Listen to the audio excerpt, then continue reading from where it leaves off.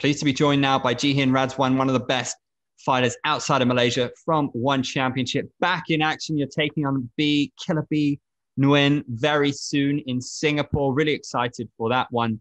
How much of a relief is it to be able to compete again?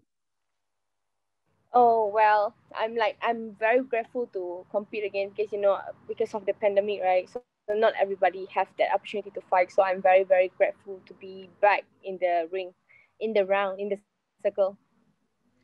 Your last one was a tough fight against the number one contender, Denise. Went to a decision. How frustrating has it been for you? Because the great thing about this sport, if it doesn't go your way, you can jump back in and put it right again, right? So has it been tough for you having to be coming off a loss that you haven't been able to put it right straight away, that you've had to wait so long? Now you have the chance to get back to winning ways again. But was that annoying for you? So basically, during the fight, it wasn't my day. I'm not complaining, but then we take win, we take lose, but then at the end of the day, we have to like go back to the gym and study what I make a mistake. So at first, of course, I feel frustrated because it was a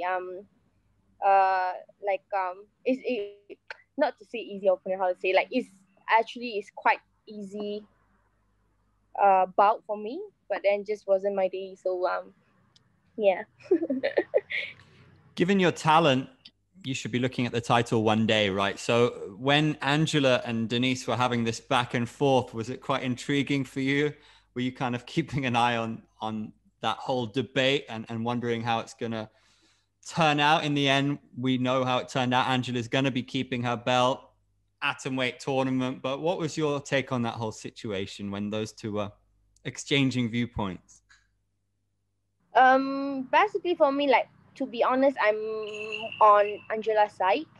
Like, I agree what she said. Like, Denise, she fought just 3 times in one championship, which is not enough.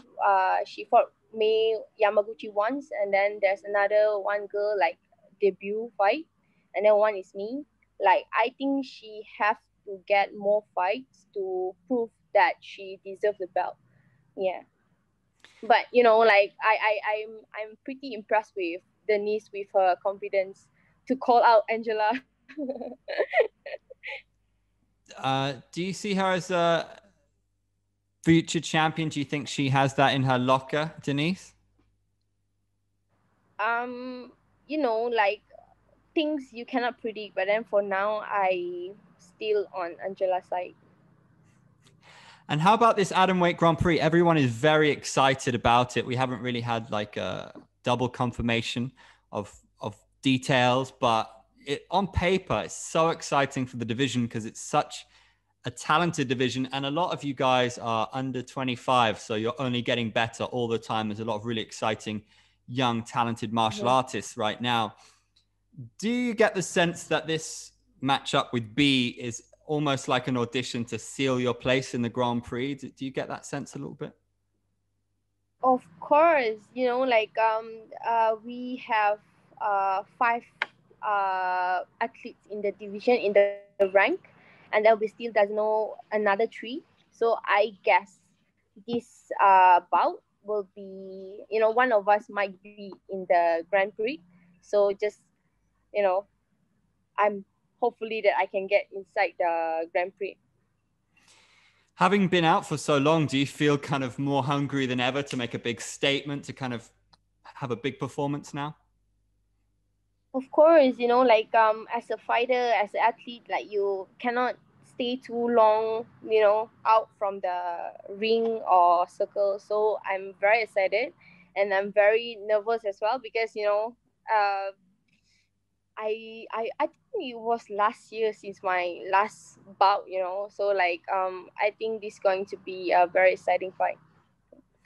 She absolutely loves her striking. She's competed in Muay Thai. She describes you as somebody who's very well-rounded. Do you think that's a fair assessment of where you're at? Do you see yourself as more a complete martial artist and her as more of a striker? Or what's your assessment of the matchup? So basically, I think I am well-rounded athlete. I can go on the ground and I can stand also. So like, I've seen her fight before. I think like more or less her fighting stance, her fighting skills, that the the pattern is like more or less like me. So I think this match is going to show like very, how to say, very interesting fight. Like, you can see two softball fighting each other and exchanging techniques. I'm interested to see that you're a big fan of John Danaher. Have you ever met him, and what kind of Danaher Death Squad techniques might you be looking to implement in this one? Oh my god. So actually I never met John Danaher, but then once he replied my DM. I was like so excited about that. So like me and my coach and my teammates all been focusing on almost everything, from his DVD. Like my coach always study his back control, lockdown, triangle, and everything. And then we also watch DVD from the students. What is that name? Gary Tonnen and Greg Jones. Yeah. So I think for this match, you can see like the submission that I've learned from the DVD. Jandanaha. Yeah. That would be cool. Have you had an opportunity to speak to Gary Tonin at all and swap ideas with him? I've met him once last year, but I never, talk about the technique with him. So if let's say I've met him one day, I want to ask more about the details, of course, for sure. Do you have, I know those guys absolutely love leg locks. Do you have a dream submission where if you got this, you would go and like properly high five your coach and be like, this is the one? Is there anything like that for you? Yes, definitely. Which one is it? What would be your dream submission that you really want to pull off in a Like fight? if I pull out on the fight, so basically I love heel hooks. I love like the transition from the honey hole, and then I get the double outside shin and everything. You will see soon. So I don't want to explain more. I just like give you one detail that maybe it's a heel hook, toe hold. We'll see. Interesting. And how do you feel about coming back to Singapore, given everything that's going on? It's going to be a bit strange than usual. I imagine there will be some fans there because the last Singapore event, they had 250 lucky fans. So that was good to see. So, not completely a pandemic show in the sense that there might be some fans there, but, there's going to be testing. There's going to be a lot of stringent rules, but it's still a return to action inside the circle. So how are you feeling about that whole situation of going to Singapore under the pandemic, but kind of live shows making their way back? So to be honest, I feel very grateful because they offer me the fight.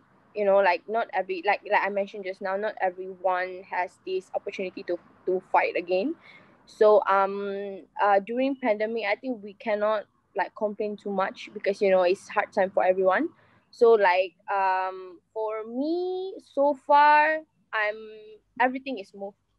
Okay, like the travel pass and then the and everything. uh Plus I just live just across the border, so I just like I can just take a bus or anything. But then we'll see how it goes. I mean, like, hopefully until the end I'm getting a smooth journey. And in terms of Malaysia, right? Do you get the sense that Malaysian MMA needs a bit of a lift because it's been so long since we had a show in KL? I think for a while with Mima, and then with some of the results you guys were getting in one, there was this real buzz about Malaysian MMA for a few years. And now maybe there's an idea that it needs a bit of a lift. I think every little community of MMA maybe needs that lift because of the pandemic, because it's been a hard time for fighters, right? But do you feel like you're representing not just yourself, but Malaysia, and a win here could make everyone feel good about the scene again? Do you know what I mean? Yes.